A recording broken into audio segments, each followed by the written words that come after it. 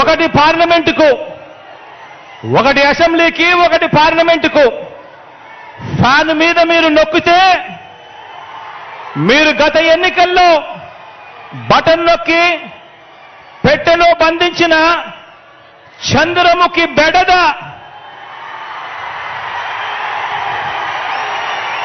Chandramukhi cinema చూశారా?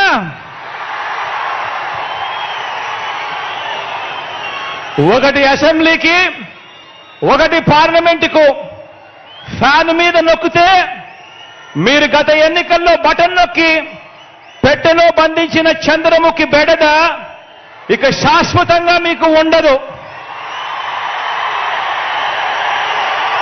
చంద్రగ్రహణాలు ఉండవు. లేదంటే చంద్రముఖి సైకిల్ ఎక్కుతుంది, టీ గ్లాస్ పట్టుకొని పేదల రక్తం తాగేందుకు లకలక అంటూ ఇంటింటికి వచ్చి అబద్ధాలతో మోసాలతో ఒక డ్రాకులా మాదిరిగా మీ తలుపు తడుతుంది. గడప గడపలోనూ కూడా, ప్రతి ఇంట్లోనూ కూడా ఆ ప్రతి అక్క చెల్లెమ్మకు చెప్పండి, ఆ ప్రతి అవ్వాతాతకు చెప్పండి, ఆ ప్రతి అన్నతమ్ముడికి చెప్పండి. మరో విషయం కూడా మీరు గమనించండి.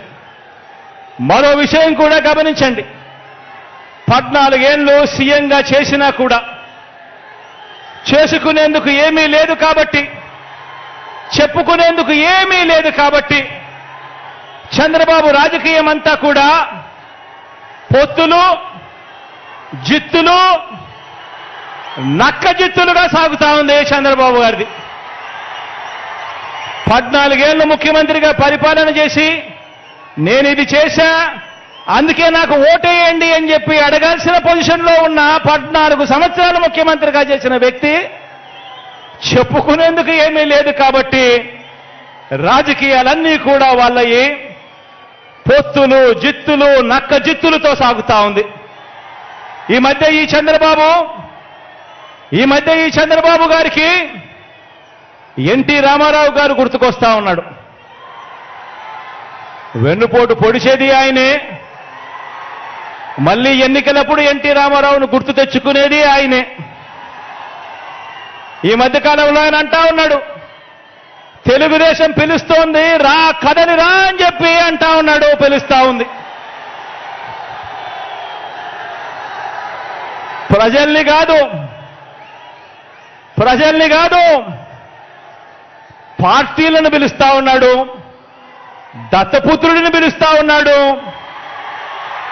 నేనిచ్చే ప్యాకేజీ కోసం రా కదలి రా అని చెప్పి దత్తపుత్రుడిని పిలుస్తా ఉన్నాడు. వదినమ్మను పిలుస్తా ఉన్నాడు. కమలం పార్టీలో చేరి అక్కడ నా మనిషిగా రా కదలి రా అని చెప్పి వాళ్ళ వదినమ్మను పిలుస్తా ఉన్నాడు. రాష్ట్రాన్ని అన్యాయంగా అడ్డగోలుగా విడగొట్టిన రాష్ట్ర ద్రోహుల పార్టీని, వైఎస్ఆర్ గారి మరణం తర్వాత ఆయన పేరును కూడా అన్యాయంగా ఛార్జ్షీట్లో పెట్టిన నమ్మక ద్రోహుల పార్టీని 4 ఓట్లు చీల్చినా చాలు, నువ్వు కూడా రా కదలి రా అని చెప్పి చంద్రబాబు నాయుడు గారు పిలుస్తా ఉన్నాడు. అసలు బాబుకి, దత్తపుత్రుడికి, వదినమ్మకు, చంద్రబాబు బ్యాచ్కి ఈ స్టేట్కి వారికి సంబంధమే లేదు. ఈ రాష్ట్రానికి వారికి సంబంధమే లేదు. ఏ ఒక్కరూ మన రాష్ట్రంలో ఉండరు. వారంతా కూడా నాన్ రెసిడెంట్ ఆంధ్రాస్.